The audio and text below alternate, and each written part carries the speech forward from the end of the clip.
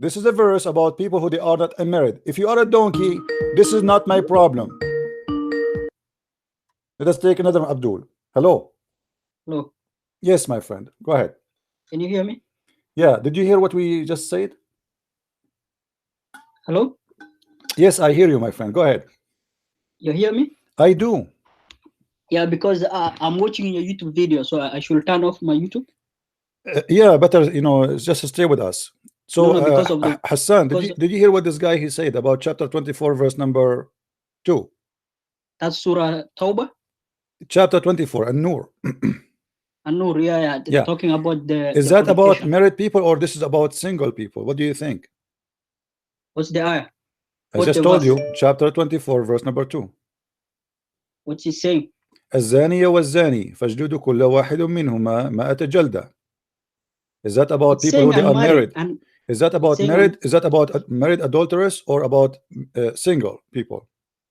Unmarried, single. Unmarried. See, so why that Abdul before you he was saying this is not about married people, unmarried people? Why Muslims lie? What do you think? What the reason?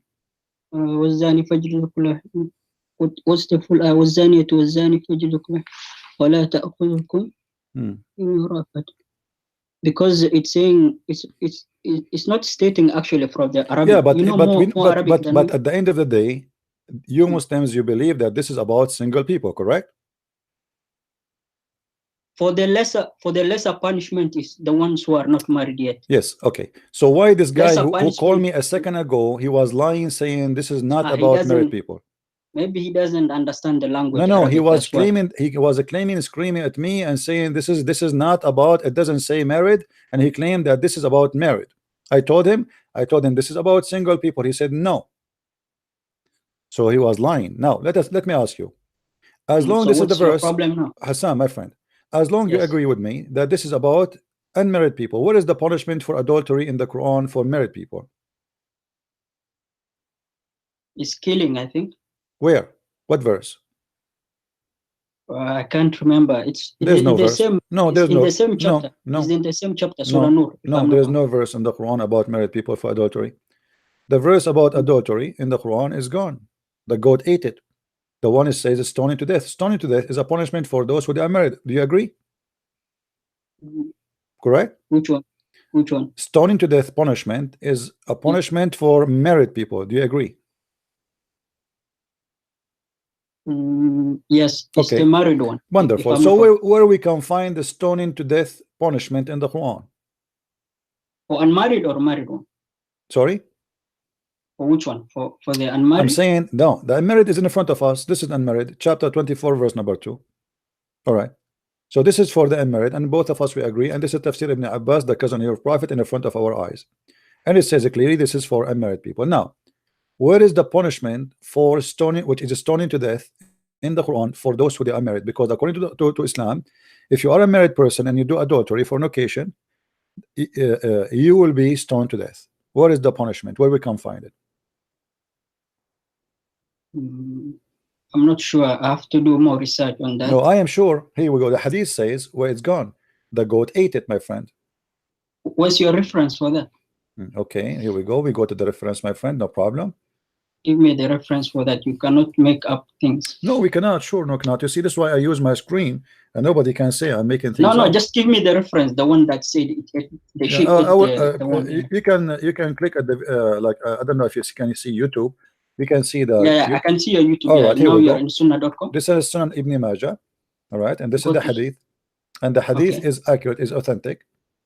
Hadith number volume number 3, book number 9, hadith number 1944.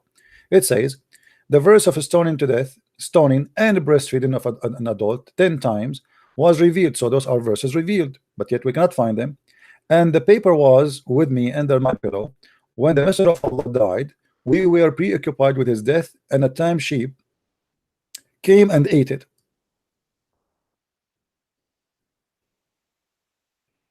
Do you see it?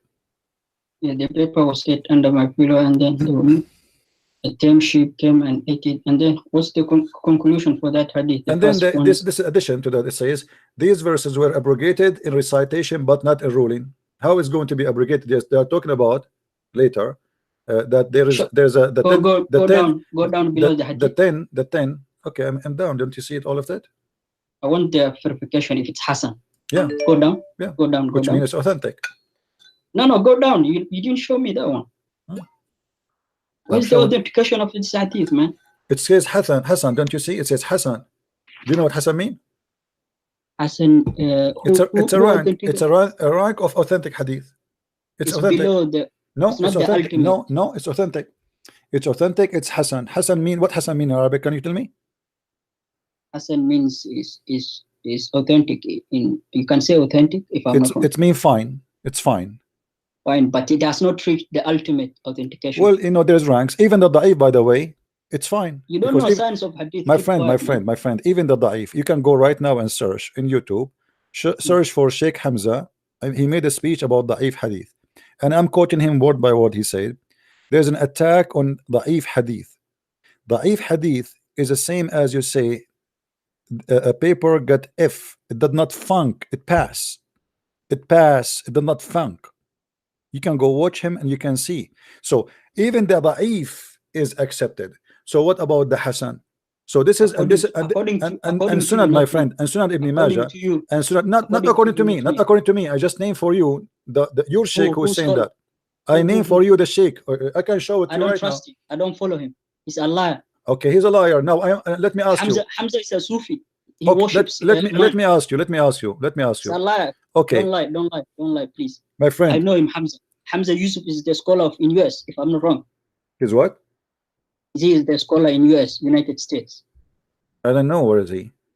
Hamza is a Sufi, man. He worships the graves. It doesn't matter. All of you worship the grave too. Aren't you a Muslim Sunni? Aren't you a Muslim? Aren't you a Muslim Sunni? Let me ask you. Let me ask you. I give you time to talk. Come on, Prince. Be fair. Let me get across. Hamza is a Sufi. He comes from another sect. He worships a grave. He prays to a grave. How can you trust a man who worships a dead person? Come on, man. Are you saying to me you don't worship a dead person? You don't worship a dead person, you? I don't worship a dead person. Okay. Your prophet in the hadith says that Allah cursed those who build synagogue or a house of a prayer over graves. Is that correct? Yes. Okay. So why the grave of your prophet became a mosque now? And you are a Sunni. Oh, the grave, the mosque was there before. No, it was a grave, my friend. No, it was a grave because this is the house of Aisha. Never was a mosque. It was a house of Aisha. Okay. So this was the house of Aisha. How the ruling is different. No, my friend, your prophet, he cursed those who build a synagogue or build a house of worship over a grave. So you are saying to me, the same. You are saying to me Sufi are bad and they are not Muslims because they do that. Well, thank you very much. But you Muslim Sunni, you are not Sufi. You are not Sufi. And you build. I'm not Sufi. So why are you quoting scholars of now? Let me ask you. Why we don't? Why are you quoting this? My friend. What about you? Show me that Hadith Hassan is not accepted. Admit to your followers. You my friend. My friend. Can you show me that Hadith is Hassan is not accepted? Which one? You said this Hadith is Hassan is not good for you, right? But what's the end of the hadith saying the verse was abrogated? So what's your point? They are talking about abrogation by five verse, the five breastfeeding. But even that one we can't find in the Quran. Can you find me the verse where it says that there is 5 breastfeeding? There's 10 breastfeeding for adult. Your prophet, he taught. Okay, let us go there. Let us see if this fabrication or not. Let us go. You have the chain of narration. My friend, hold on. Yeah, the chain of narration. It's in the front of you. Brother, you're gonna struggle. You have never. My friend, you are the one who is struggling. Let me show you.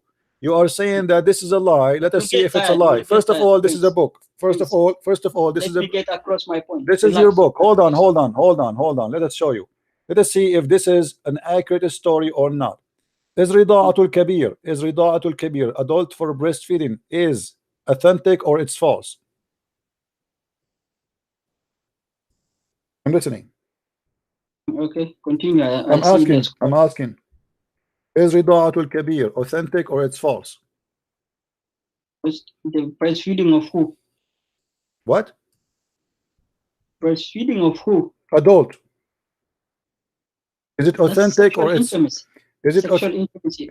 what do you do in your bed? It doesn't matter, man. Okay, so you are saying, so you don't suck. Okay. No. You don't suck your wife's boobs. Come on, man. Please. Okay, so you agree if an adult he suck a woman. That's sexual intimacy. Thank you very much. I like that. I like that. So read with me this hadith. Read with me this hadith, which is sahih. Thank you, my friend. I appreciate it. I heard it. It's a sexual intimacy, but you're a prophet. He ordered a woman to give her boobs to a strange man. He is not her son. Read with me. Come on, man. And this is Sahih Muslim. This is Sahih Muslim. You cannot tell me now this hadith is not accurate. You can't play this game. Read with me. The woman, she said to him, how I'm going to do breastfeeding for him, and he is a grown man. Was the is it authentic, this hadith? Yes, this is Sahih Muslim. Go down, show me the word who quoted this hadith and verified it. It's in the front of you.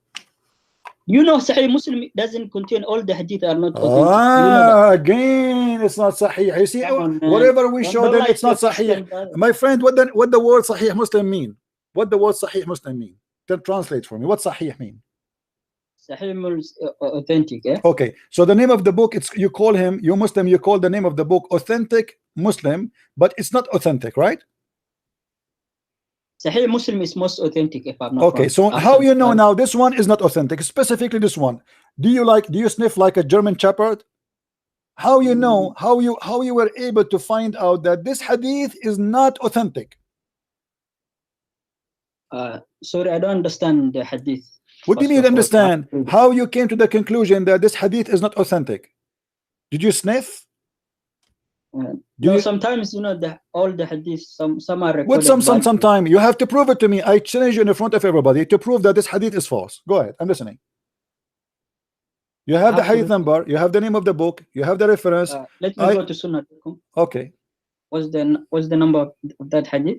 1453A. 1453A.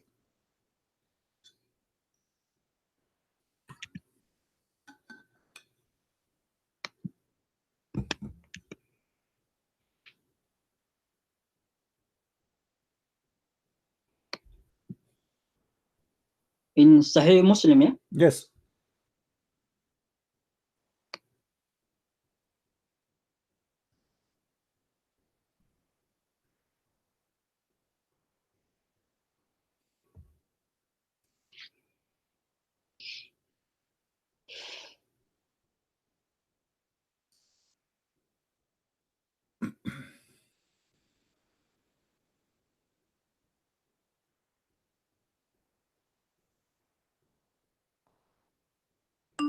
One 145?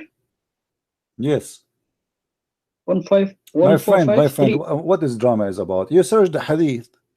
How many times I need to repeat for you?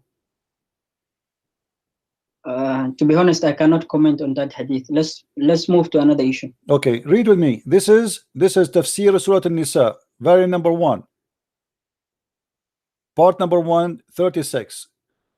Tafsir who? Read with me carefully. Okay.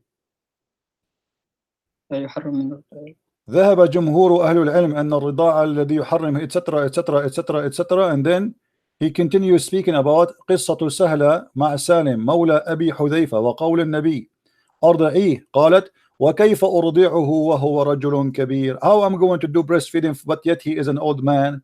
And look what they are saying here, that this is reported by Sahih al-Bukhari. أخرج, this is the story, all of it is أخرج في al-Bukhari 2-51 ومسلم 1455 ومن حديث عائشة قالت دخل عليها وعندها رجل فكأنه تغير وجهه كأنه كره ذلك فقالت إنه أخي فقال انظرنا ما أخوانكم فإنما الرضاعة من المجاعة. Even the wife of Muhammad, she ordered her sister to do breastfeeding for anyone when I come upon her, which means she became like her secretary.